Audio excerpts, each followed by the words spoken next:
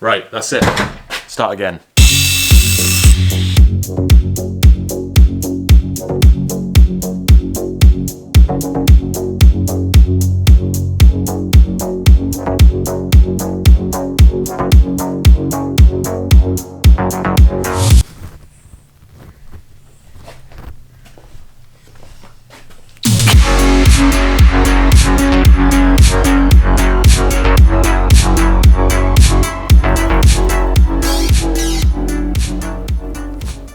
You know, I had this whole thing planned out today. The plan was to fit a new shower tray in my flat. You see, Mara and I have been staying at my parents' house for the past few months. In January, I completely dismantled our bathroom. I thought it would be thematic if the day started with me in the shower, and then by the end of the day, I'm fitting the shower tray. A bunch of the fittings that the manufacturer had provided, they didn't really work.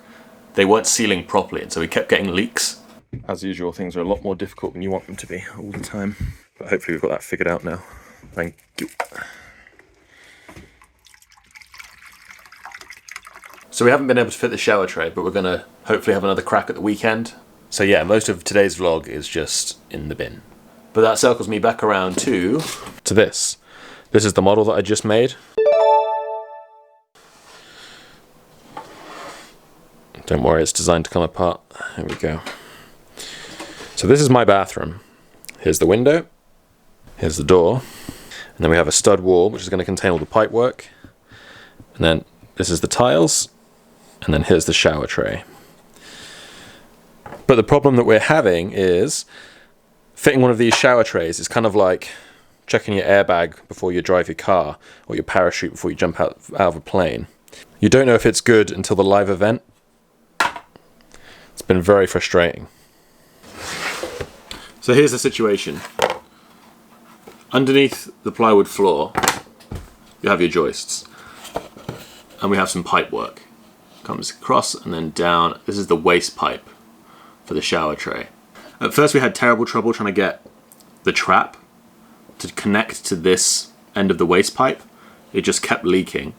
And it seemed that the manufacturer hadn't supplied the correct washers and O-rings. The second problem that we had, every time we put the plywood back and the shower tray in place, we would test this seal right here, and sure enough, when we take all this up, it was wet underneath.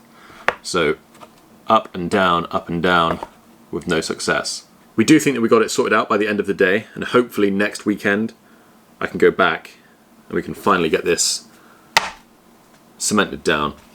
The problem is, once this is cemented down, that's kind of it. You're not really going to be taking it back up without breaking the shower tray. So it's really important to be 100% sure that that's going to be dry underneath. But like I said, there's no way to know really for sure until you've done the final glue up.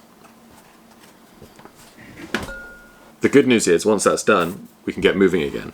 We can start to install our tiles. We're having black tiles as well. And then we have to fit a stud wall like this. And this section will hide all of the pipe work for the toilet, the shower, and the basin. How'd you like the anatomically correct model of my bathroom?